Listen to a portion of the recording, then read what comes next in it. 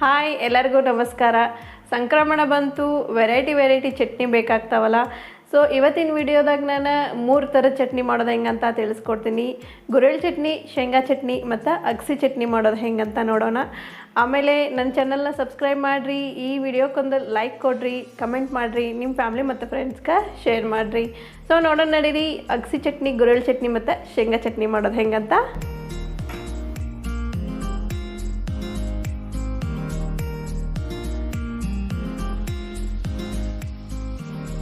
First ನಾವಿಲ್ಲಿ ಶೇಂಗಾ ಚಟ್ನಿ ಮಾಡೋದು ಹೆಂಗಂತ ನೋಡೋಣ.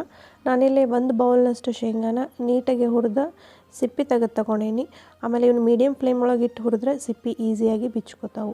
ಸೊ ನೆಕ್ಸ್ಟ್ ಈ ಶೇಂಗಾನ ನಾನು ಮಿಕ್ಸರ್ ಜಾರ್ ಒಳಗೆ ಹಾಕ್ಕೊಳಕತ್ತೀನಿ. ಇದ್ರೊಳಗೆ ಒಂದು 20ರಿಂದ 25 ಕರಿಬೇವಿನ ಎಲೆ ಹಾಕ್ಕೊಳಕತ್ತೀನಿ ನಾನು.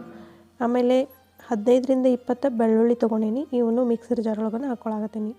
ನೆಕ್ಸ್ಟ್ ಇಲ್ಲಿ ಒಂದು ಅರ್ಧ ಸ್ಪೂನ್ನಷ್ಟು ಜೀರಿಗೆ ಹಾಕ್ಕೊಳಕತ್ತೀನಿ. ಇದಕ್ಕೆ ಅರ್ಧ ಸ್ಪೂನಷ್ಟು ಉಪ್ಪು ಹಾಕ್ಕೊಳಕತ್ತೀನಿ. ಉಪ್ಪು ಜಾಸ್ತಿ ಹಾಕೋಬೇಡ್ರಿ, ಶೇಂಗಾ ಚಟ್ನಿ ಉಪ್ಪು ಭಾಳ ಹಿಡಿಯೋದಿಲ್ಲ. ಆಮೇಲೆ ಟೇಸ್ಟ್ ನೋಡಿ ಹಾಕ್ಕೋಬೋದು. ನೆಕ್ಸ್ಟ್ ಇದಕ್ಕೆ 1 ಸ್ಪೂನಷ್ಟು ಸಕ್ಕರೆ ಹಾಕ್ಕೊಳತ್ತೀನಿ. ಇಲ್ಲ ನಾನು 3 ಸ್ಪೂನಷ್ಟು ಖಾರ ಹಾಕ್ಕೊಳಕತ್ತೀನಿ. ಖಾರ ನಿಮ್ಗೆ ಟೇಸ್ಟಿಗೆ ತಕ್ಕಂಗೆ ಹಾಕ್ಕೋಬೋದು. ಇವೆಲ್ಲನೂ ಹಾಕಿಂದ ಇದನ್ನು ಪೌಡ್ರ್ ಮಾಡ್ಕೊಳ್ಳೋಣಂತ. ಇಲ್ಲೇ ಖಾರ ಮತ್ತು ಉಪ್ಪು ಟೇಸ್ಟ್ ನೋಡಿ ಬೇಕಾದ್ರೆ ಆಮೇಲೆ ಮತ್ತೆ ಹಾಕ್ಕೋಬೋದು. ನಾನಿಲ್ಲಿ ಫೈನಾಗಿ ಪೌಡ್ರ್ ಮಾಡ್ಕೊಳಕತ್ತಿಲ್ಲ, ಸ್ವಲ್ಪ ತರಿಯಾಗಿನ ಪೌಡ್ರ್ ಮಾಡ್ಕೊಳತ್ತೀನಿ. ಸೊ ನೆಕ್ಸ್ಟ್ ಚೆಕ್ ಮಾಡ್ಕೊತ ಇರ್ಬೇಕು. ಇದನ್ನು ಒಂದು ಸ್ವಲ್ಪ ಹಂಗೆ ಮಿಕ್ಸ್ ಮಾಡ್ಕೊಳಕತ್ತೀನಿ ನಾನು. ಆಮೇಲೆ ಇದ್ರೊಳಗೆ ಒಂದು ಅರ್ಧದಷ್ಟು ನಾನು ಲಿಂಬೆಹಣ್ಣು ಹಿಂಡ್ಕೊಳಕತ್ತೀನಿ. ಲಿಂಬೆಹಣ್ಣು ಬೇಡ ಅಂತಂದ್ರೆ ಹುಣಸೆಹಣ್ಣು ಹಾಕ್ಬೋದು. ಆದರೆ ಹುಣಸೆಹಣ್ಣು ಹಾಕಿದ್ರೆ ಇದಕ್ಕೆ ಸಕ್ಕರೆ ಬದಲಿ ಬೆಲ್ಲ ಹಾಕಿದ್ರೆ ಟೇಸ್ಟ್ ಚಲೋ ಬರ್ತೈತಿ. ಸೊ ನೆಕ್ಸ್ಟ್ ನಾನು ಮತ್ತೆ ಮುಚ್ಚಳ ಮುಚ್ಚಿ ಇದನ್ನು ಫೈನಲಾಗಿ ಇನ್ನೂ ಪೌಡ್ರ್ ಮಾಡ್ಕೊಳಕತ್ತೀನಿ. ಸೊ ನೋಡಿರಿ, ನಮ್ದು ಶೇಂಗಾ ಚಟ್ನಿ ರೆಡಿ ಆಯಿತು. ಎಷ್ಟು ಕ್ವಿಕ್ಕಾಗಿ ಆಯ್ತಲ್ಲ ಶೇಂಗಾ ಚಟ್ನಿ. ನೆಕ್ಸ್ಟ್ ಇದನ್ನು ಒಂದು ಪ್ಲೇಟಿಗೆ ತೆಗಿಯಾಕತ್ತೀನಿ. ನೋಡ್ರಿ, ಇಲ್ಲ ಇದ್ರೊಳಗೆ ಗಂಟು ಕಾಣಕತ್ತೈತಲ್ಲ, ಈ ರೀತಿ ಯಾವುದಾದ್ರೂ ಒಂದು ಪ್ಲೇಟಿಗೆ ತೆಗೆದು ಇದನ್ನು ಕರೆಕ್ಟಾಗಿ ಮಿಕ್ಸ್ ಮಾಡ್ಕೋಬೇಕು. ಉಪ್ಪು, ಖಾರ, ಸಕ್ಕರೆ, ಆಮೇಲೆ ಲಿಂಬೆಹಣ್ಣು ಹಿಂಡಿರ್ತೈತಲ್ಲ, ಸೊ ಈ ರೀತಿ ಮಿಕ್ಸ್ ಮಾಡಿದ್ರೆ ಎಲ್ಲ ಕಡೆನೂ ಟೇಸ್ಟ್ ಬ್ಯಾಲೆನ್ಸ್ ಆಗ್ತೈತಿ. ಸೊ ನೋಡಿರಿ, ಶೇಂಗಾ ಚಟ್ನಿ ಮಾಡೋದು ಎಷ್ಟೊಂದು ಈಸಿ ಅಲ್ಲ. ಇದನ್ನು ಏರ್ಟೈಟ್ ಕಂಟೈನರ್ ಒಳಗೆ ಸ್ಟೋರ್ ಮಾಡಿದರೆ 15 ಡೇಸ್ವರೆಗೂ ತಿನ್ಬೋದು. ಈ ಶೇಂಗಾ ಚಟ್ನಿನ ಉತ್ತರ ಕರ್ನಾಟಕದ ಸೈಡ್ ಕಾಮನ್ ಆಗಿ ಎಲ್ಲರ ಮನೆಯೊಳಗೂ ಮಾಡ್ತಾರೆ.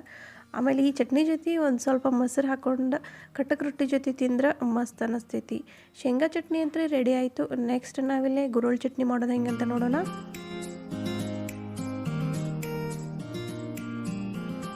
ಗುರೆಳ್ ಚಟ್ನಿ ಮಾಡ್ಬೇಕಂದ್ರೆ ಗುರೆಳ್ ಹುರ್ಕೋಬೇಕಾಗ್ತೈತಿ.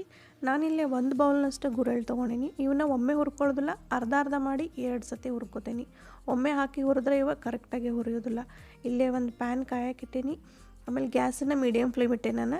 ನೋಡಿರಲೇ ಫಸ್ಟ್ ಅರ್ಧ ಹಾಕ್ಕೊಳಕತ್ತೀನಿ. ಆಮೇಲೆ ಈ ರೀತಿ ಒಂದು ಅರ್ಬಿ ಹಾಕಿ ಹುರಿಬೋದು, ಇಲ್ಲಾಂದ್ರೆ ಸ್ಪೂನ್ನಿಂದನೂ ಹುರ್ಕೋಬೋದು. ಇವ ಒಂದು ಸ್ವಲ್ಪ ಸಿಡಿತಾವು, ಅದಕ್ಕೆ ನಾನು ಈ ರೀತಿ ಅರ್ಬಿ ಯೂಸ್ ಮಾಡಕತ್ತೀನಿ.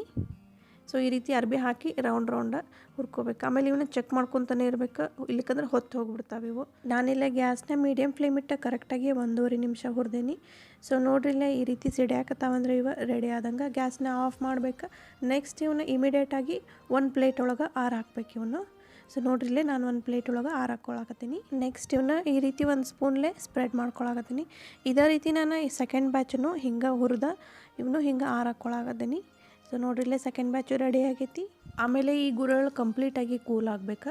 ಸೊ ನೋಡ್ರಿಲ್ಲೇ ಇಷ್ಟ ಪರ್ಫೆಕ್ಟಾಗಿ ಹುರ್ಕೋಬೇಕು. ಜಾಸ್ತಿ ಹುರ್ಕೊಂಡ್ರೆ ಚಟ್ನಿ ಒಂದು ಸ್ವಲ್ಪ ಕಹಿ ಆಗ್ತೈತಿ. ಸೊ ಈ ಗುರೆಳ್ ಕಂಪ್ಲೀಟಾಗಿ ಕೂಲ್ ಆಗೈತಿ.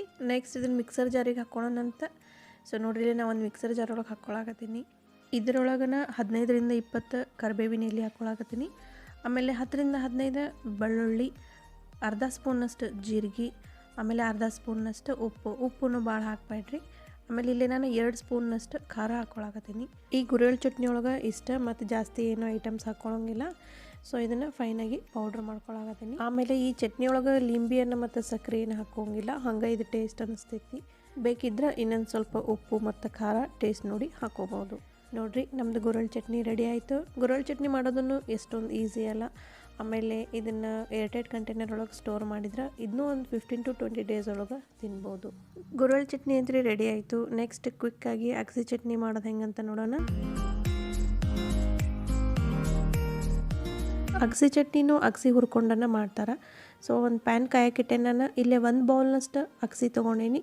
ಇವನ್ನ ಹುರ್ಕೊಳ್ಳೋಣಂತ. ನಾನು ಒಮ್ಮೆ ಹಾಕೋದಿಲ್ಲ, ಇವನ್ನ 3 ಬ್ಯಾಚ್ ಮಾಡ್ತೇನೆ 1 ಬೌಲ್ನಾಗನ, ಅಂದ್ರೆ 3 ಸತಿ ಹುರ್ಕೋತೇನೆ ಇವನ್ನ. ಸೊ ನೋಡ್ರಿಲ್ಲೇ ಒಂದು ಸ್ವಲ್ಪ ಹಾಕಿ ಆಗಲೇ ಗುರಳ್ಳಿ ಹೆಂಗೆ ಹುರ್ಕೊಂಡಿದ್ನಲ್ಲ ಹಂಗೆ ಇದ್ರ ಮೇಲೂ ಒಂದು ಅರ್ಬಿ ಹಾಕಿ ಹುರ್ಕೊಳಕತ್ತೀನಿ. ಇವನ್ನ ಸ್ಪೂನಿಂದ ಹುರ್ಕೊಳಕ್ಕಾಗೋದನಿಲ್ಲ, ಯಾಕಂದರೆ ಇವು ಭಾಳ ಸಿಡಿತಾವೆ ಹುರಿಯೋ ಮುಂದೆ. ಇವನ್ನ ನಾನು ಟೈಮ್ ಹಚ್ಚಿ 1 ರಿಂದ 1.5 ನಿಮಿಷ ಅಷ್ಟೇ ಹುರ್ಕೊಂಡೀನಿ. ಗ್ಯಾಸ್ ಮೀಡಿಯಮ್ ಫ್ಲೇಮ್ ಇಟ್ಟೀನಿ. ನೋಡ್ರಿಲ್ಲೇ ಈ ರೀತಿ ಸಿಡಿಯಾಕತ್ ಕೂಡಲೇ ಇವ ರೆಡಿ ಆದಂಗೆ. ನೆಕ್ಸ್ಟ್ ಇವನ್ನ ಗ್ಯಾಸ್ ಆಫ್ ಮಾಡಿ ಇಮಿಡಿಯೇಟಾಗಿ ಒಂದು ಪ್ಲೇಟ್ ಒಳಗೆ ಆರಾಕೊಳ್ಬೇಕು. ಸೊ ನೋಡ್ರಿಲ್ಲೇ ನಾನು ಈ ರೀತಿ ಒಂದು ಪ್ಲೇಟ್ ಒಳಗೆ ಆರಾಕೊಳಕತ್ತೀನಿ. ಆಮೇಲೆ ಒಂದು ಸ್ಪೂನಿಂದ ಇವನ್ನ ಈ ರೀತಿ ಸ್ಪ್ರೆಡ್ ಮಾಡ್ಕೊಳಕತ್ತೀನಿ. ಇದೇ ರೀತಿ ನಾನು ಉಳಿದಿದ್ದು 2 ಬ್ಯಾಚನ್ನು ಹುರ್ಕೊಂಡು ರೆಡಿ ಮಾಡ್ಕೋತೀನಿ ಈಗ. ಸೊ ನೋಡ್ರಿಲ್ಲೇ 2 ಬ್ಯಾಚನ್ನು ಹುರಿದೆ ನಾನು. ನೆಕ್ಸ್ಟ್ ಇದು ಕಂಪ್ಲೀಟಾಗಿ ಕೂಲ್ ಆದಮೇಲೆ ಇವನ್ನ ಮಿಕ್ಸರ್ ಜಾರ್ ಒಳಗೆ ಹಾಕ್ಕೊಳ್ಳೋಣಂತ.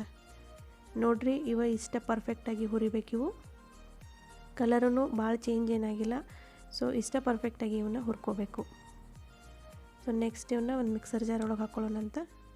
ಹುರಿದಿದ್ದು ಅಗಸಿ ಎಲ್ಲನೂ ಮಿಕ್ಸರ್ ಜಾರ್ ಒಳಗೆ ಹಾಕ್ಕೊಂಡೀನಿ. ನೆಕ್ಸ್ಟ್ ಇದ್ರೊಳಗೆ 15 ರಿಂದ 20 ಕರಿಬೇವಿನ ಎಲೆ ಹಾಕ್ಕೊಳಕತ್ತೀನಿ. ಆಮೇಲೆ ಇಲ್ಲೇ ಒಂದು 20 ಮಟ್ಟ ಬೆಳ್ಳುಳ್ಳಿ ತೊಗೊಂಡೆ ನಾನು. ಇವನು ಈ ಜಾರ್ ಒಳಗೆ ಹಾಕ್ಕೊಳಕತ್ತೀನಿ. ನೆಕ್ಸ್ಟ್ ಅರ್ಧ ಸ್ಪೂನಷ್ಟು ಉಪ್ಪು ಹಾಕ್ಕೊಳಕತ್ತೀನಿ. ಆಮೇಲೆ ಇಲ್ಲೇ ನಾನು 2 ಸ್ಪೂನಷ್ಟು ಖಾರ ಹಾಕ್ಕೊಳಕತ್ತೀನಿ. ಖಾರನೂ ನೀವು ಟೇಸ್ಟ್ ಪ್ರಕಾರನ ಹಾಕ್ಕೋಬೋದು. ಆಮೇಲೆ ಇಲ್ಲೇ ಅರ್ಧ ಸ್ಪೂನಷ್ಟು ಜೀರಿಗೆ ಹಾಕ್ಕೊಳಕತ್ತೀನಿ. ಸೊ ಇವೆಲ್ಲ ಹಾಕಿಂದ ಇವನ್ನ ಪೌಡ್ರ್ ಮಾಡ್ಕೋಬೇಕು. ಇದರೊಳಗೂ ಭಾಳ ಸಾಮಾನು ಏನು ಹಿಡಿಯೋದಿಲ್ಲ. ಇವಷ್ಟು ಐಟಮ್ಸ್ ಹಾಕಿ ಇವನ್ನ ಪೌಡ್ರ್ ಮಾಡ್ಕೊಂಡ್ರೆ ಅಗಸಿ ಚಟ್ನಿ ರೆಡಿ ಆಗ್ತೈತಿ. ಅಗಸಿದ ಹೆಲ್ತ್ ಬೆನಿಫಿಟ್ಸ್ ಜಾಸ್ತಿ ಅದಾವೆ, ನಿಮಗೆ ಗೊತ್ತಿದ್ದನ ಐತಿ. ಆಮೇಲೆ ಇವನ್ನ ಅಗಸಿ ಹಂಗೆ ತಿನ್ನೋಕ್ಕಾಗೋದಿಲ್ಲ. ಸೊ ಈ ರೀತಿ ಚಟ್ನಿ ಮಾಡ್ಕೊಂಡು ತಿಂದ್ರೆ ಚಲೋ ಆಗ್ತೈತಿ.